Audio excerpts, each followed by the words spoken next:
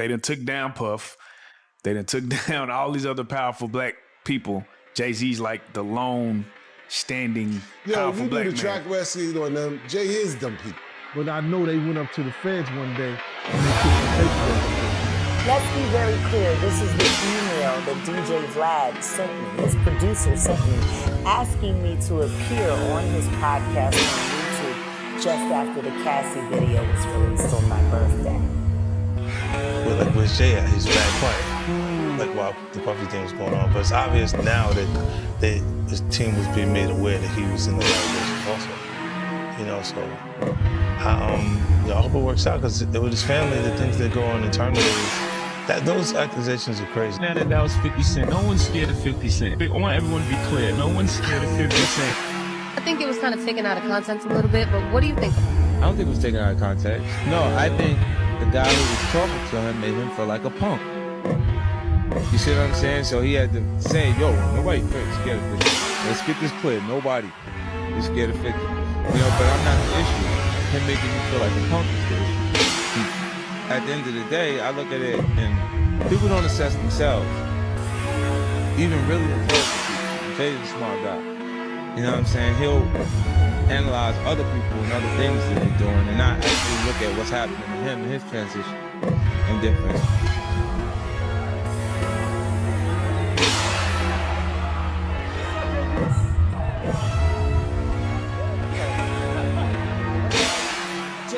Saved my life, man. We're Sagittarius too, man. Thank you so much.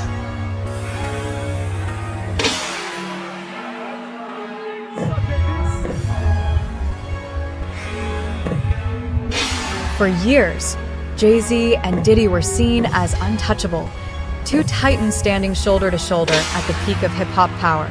Partners, allies, brothers at the top. But according to the signals 50 Cent has been dropping, that bond may have fractured the moment self-preservation outweighed loyalty. This story, he suggests, isn't about music at all, it's about control. And when that control began to slip, those closest to Diddy didn't move to shield him, they moved to shield themselves. That's where Jay-Z enters the picture. As Diddy's legal troubles mounted, the industry's response was eerily quiet. No loud defenses, no public solidarity, just silence. And within that silence, insiders claim calculations were being made. Unverified allegations now circulating online suggest that Jay-Z may have long kept distance from Diddy's inner circle, with some even speculating about indirect cooperation with authorities through associates, claims that remain unproven but fuel the growing narrative. Whether fact, fiction, or strategy, one thing is clear: when power starts to shift, alliances don't always break loudly. Sometimes they disappear without a word.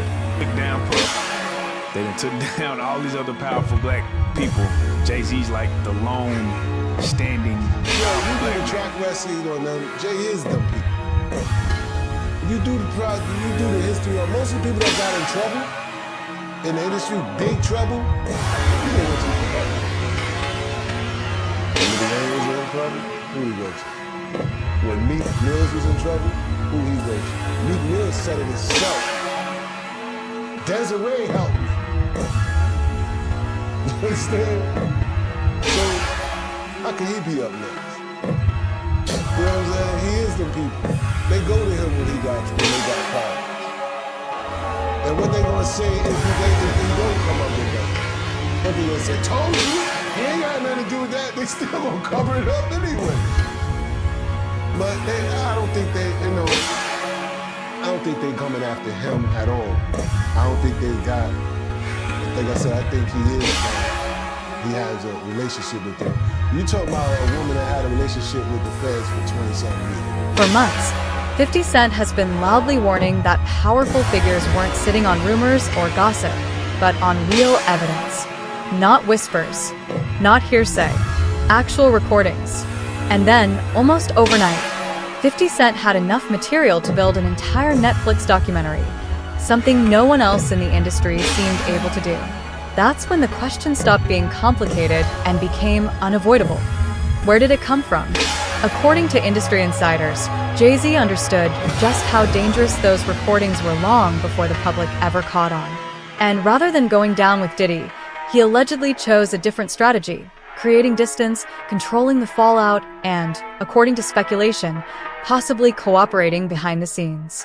Whether calculated survival or cold betrayal, the message is clear. When the stakes get high enough, loyalty becomes optional. For them, you got an agent, your agent that's in charge of you. You think she don't have no relationships with over the years with all these agents that became retired and connected and this and that and third, till they just know she got power. That's power over there. You know what I'm saying? Who you putting one on your side? You got them on your side? You know what I'm saying? If something happened with him, it's gonna be about a money situation. It ain't gonna be nothing that's going to hurt. You know what I'm saying? So I don't know. I don't see them going after him. You know what I'm saying? But everything Jaguar be saying do flourish. So What truly raised eyebrows, however, was the legal side of the story. As alleged victims began stepping forward, one name kept surfacing in the background: Alex Spiro, the personal lawyer to Jay-Z. His presence appeared again and again in matters tied to Diddy's legal troubles, quietly, strategically, but unmistakably. To many watching closely, it didn't look like coincidence. It looked like preparation. And in a moment when lines between loyalty, liability, and survival were blurring fast, that legal overlap only intensified questions about who was protecting whom and why. Sean Carter is just as bad as the Diddy. And I know that for a fact. I got the scars to prove it. You want to know what a box cutter feels like going into your skin and ripping you? I can tell you how it feels.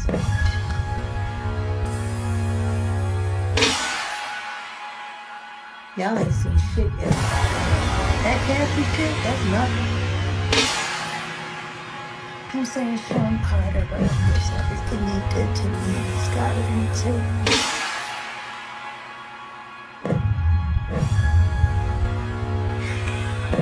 Just like Diddy.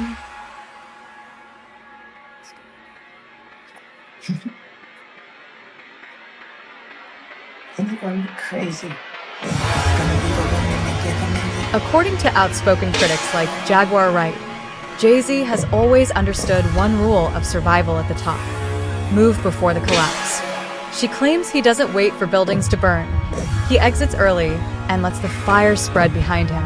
And that's where the timing becomes impossible to ignore.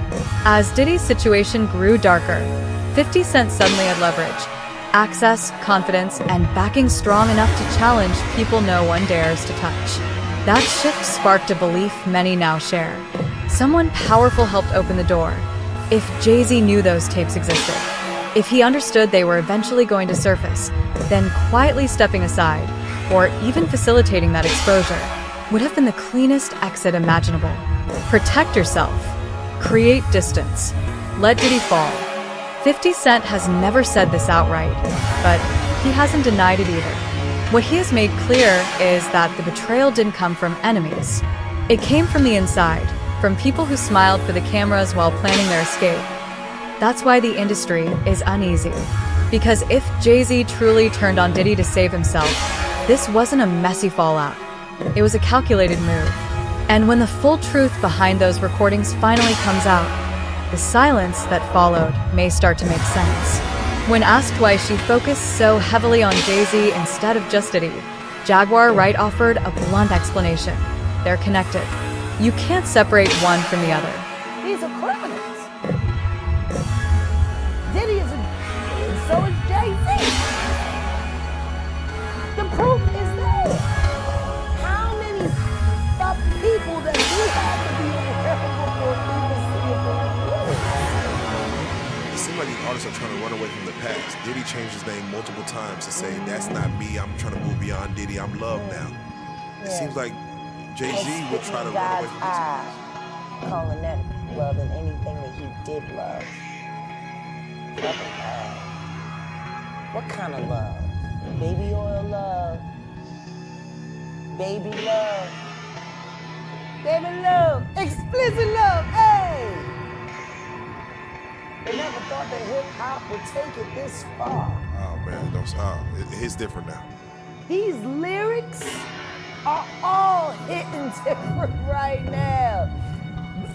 All the people talking about fathers. In her words, talking about one without the other makes no sense. They move together. They rise together. And when everything starts to unravel, they fall together. To Jaguar Wright, these aren't separate stories running in parallel. They're a single timeline. She portrays Jay-Z and Diddy as deeply intertwined figures whose power was built side by side, and she alleges that the darker chapters of that rise were shared as well. In her view, separating their narratives only obscures the bigger picture, because she insists whatever was done together. Sean Carter is responsible for enacting Hype Williams to put Aaliyah on a faulty plane, to move her out the way as punishment for rejecting him, and so he could level up Beyonce, who was struggling. Let's just say allegedly that happened. Now I want you to think about 106th and Park with Mary J. Blige. Free, who is a victim of Sean Carter. Yeah. Mary J. Blige, who is a victim of Sean Combs, are sitting there talking about the death of Aaliyah amongst each other. Think about that. You got a Diddy victim, you got a Jay-Z victim, and you got a superstar gone. They know what happened. And yet, they sit there and have that conversation like they didn't know who did it. Think of the power in that. Think about Claudia Jordan right now. Claudia Jordan don't ever mention my mother name. She mentioned it yesterday. Talking about why people are afraid to come forward. You mean like you? You was Diddy girl. Corey was Jay-Z girl. Why don't you come with Claudia?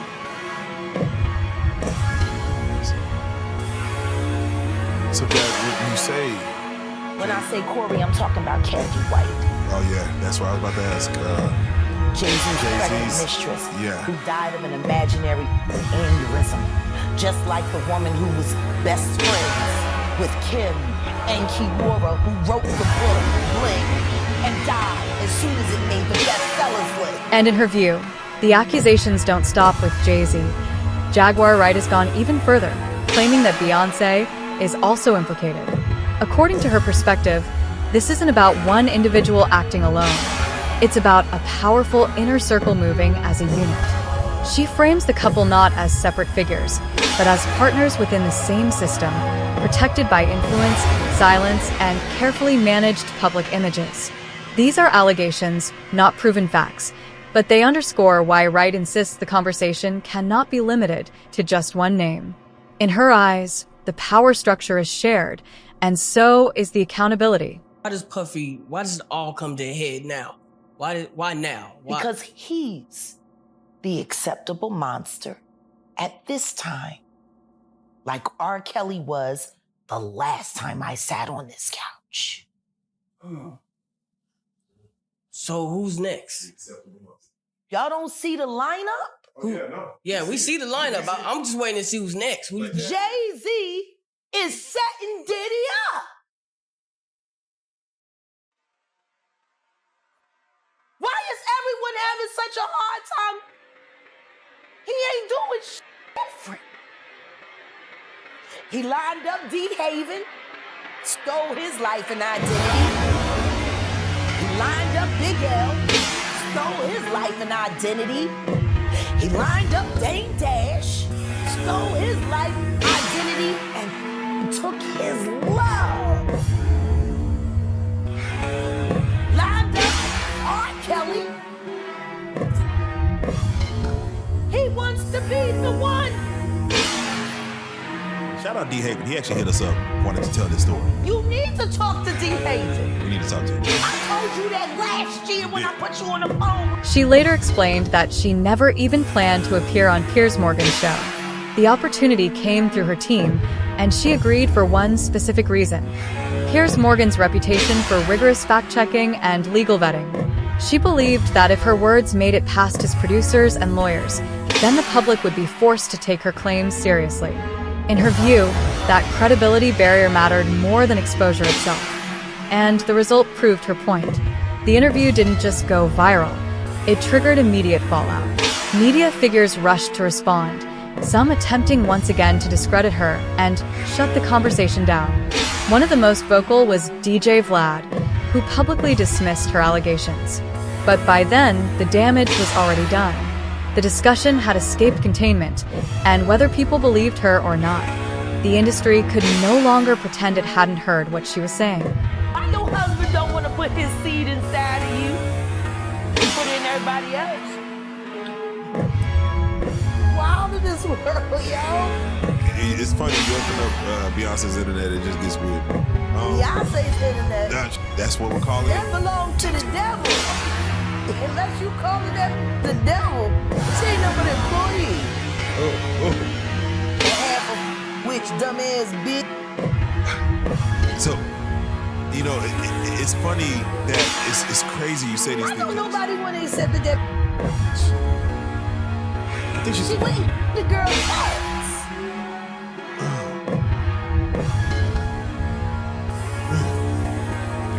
A girl went to court and charged her with extreme witchcraft.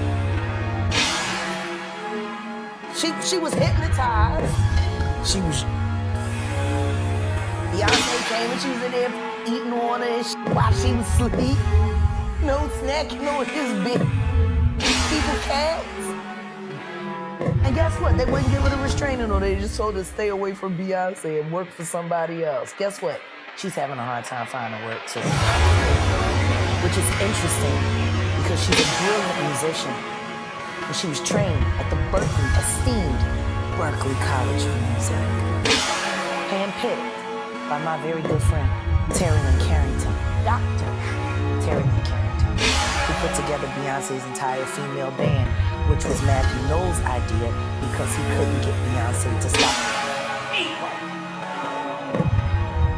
Guess you didn't know your daughter well enough, because she just started well. Then she went even further. Jaguar Wright reminded the public that months earlier, she had issued a clear warning. Recordings were being quietly moved, sold, and traded behind the scenes. At the time, critics brushed her off, saying she had no proof and no credibility. But now that dismissal was starting to crack.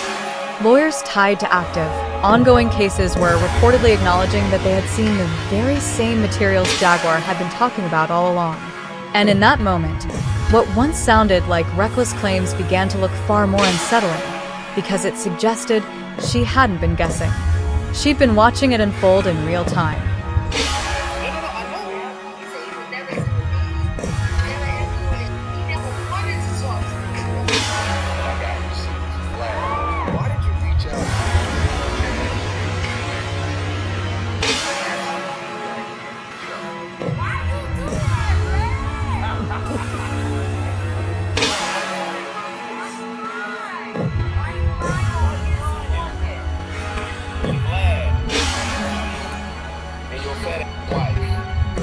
We'll stop there.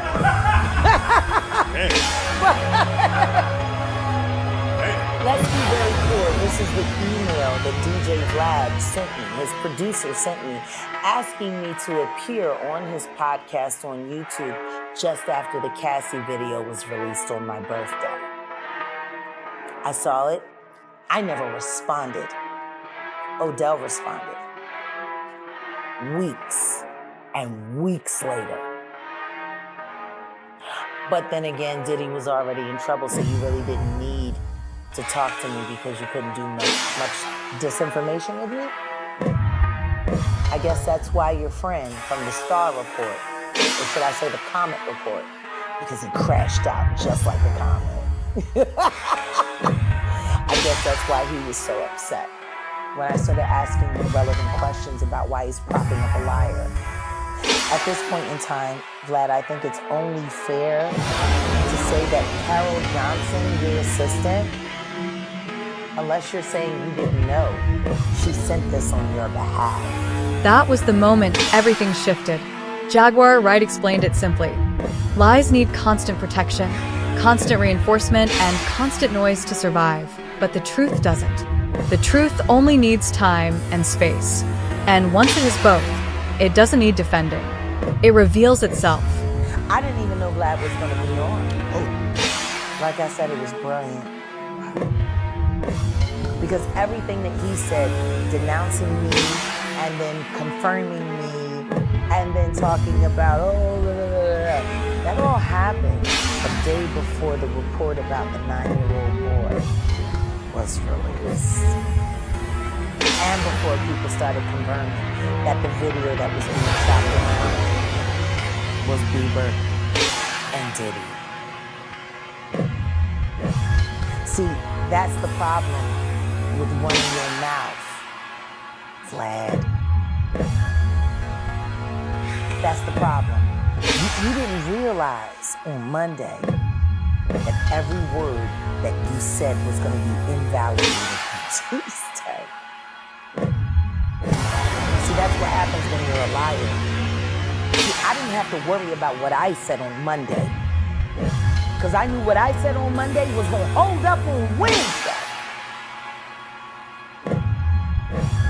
The truth needs no support, just time and room. Names that were once considered untouchable are now being quietly linked to the very same events people whispered about years ago. Conversations that were once dismissed as conspiracy are resurfacing with new context, and one name keeps reappearing at the center of it all: Jay-Z. What was once unthinkable is now being discussed in serious circles, not loudly, not publicly, but persistently. And as those connections continue to surface, it's becoming harder to ignore why so many people stayed silent for so long. The other person that was with them, they go over to the feds and all this information. You understand? And I mentioned this before. You understand? They not only talking about the extortion stuff, they talking about how they trying to be made to have this what you call it, this distribution thing. And which I'm finding out, they wasn't even going to be a part of it until later. But they was in fear, like they was trying to be made to be a part of this whole distribution thing that Suge Knight was trying to build up with Rockefeller, because it was Dame Dash, it was Irv Gotti, it was Jay Prince, and Death Row. You understand what I'm saying? So now, everybody wanna know who's this and who's that, and wanna go back and say, yo, how do you know? It came from the horse's mouth. He said he got all the paperwork to prove it. Buck Brown said it plenty of times, but nobody won't sit down with him. I mean, like, you won't get none of these, these radio stations and all this stuff like that to sit down with him. He said, I got the paperwork. He got files from the from the DEA and the FBI, all that stuff like that. He got plenty of paperwork. That's how quickly alliances began to shift. Observers also started pointing to Diddy's long-standing influence across media and business, subtle moments that suddenly felt less random, broadcasts that didn't cut away, conflicts where certain powerful figures faced swift consequences while others appeared insulated. Over time, people began to notice the pattern. And when Kanye West publicly challenged Diddy and hinted at deeper business connections, the response was immediate and unforgiving. The speed of the fallout sent a clear message. Some lines weren't meant to be crossed, and the protection surrounding certain names was very real. Puffy told, but Jay-Z, I didn't know about that. They're years ago, man.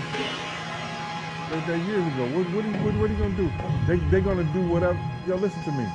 They're the reason why rap in New York went down the drain. They made sure that these young cats didn't come up with platforms and didn't come up with situations. Like Jay-Z, let me tell you something, Jay-Z and it's funny. It's funny. We were talking about how Puff and Ja Rule was cool.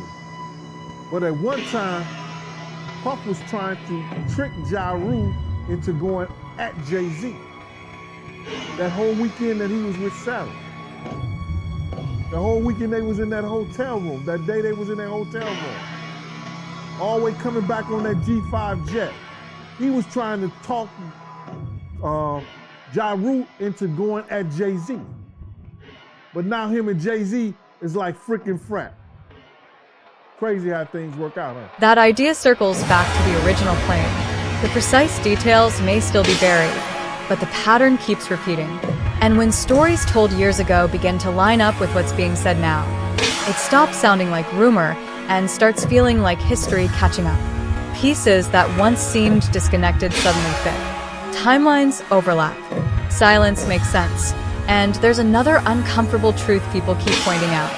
Those who talk, those who leak, cooperate, or quietly distance themselves are often deeply afraid of the very people they're speaking about. Not out of guilt, but out of self-preservation. Because when power is concentrated for too long, fear becomes part of the system. And when that system starts to crack, the truth doesn't rush out screaming. It leaks slowly through patterns, behavior, and the quiet choices people make when they think no one is watching. Look at Kanye West. He made a comment and said that Puffy wasn't good. What you think about him saying that? Well, when he's talking about the fans, he could be saying that he's their ear. Puff is the one who goes back and he tells like he did when Suge, when Jay Prince, when Herb Gotti, I think Herb Gotti could have been a part of that too. And they was all trying to get that distribution company together.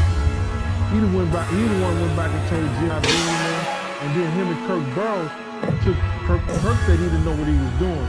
They took paperwork and they took some stuff up to the feds, you understand, regarding Jeff Roman.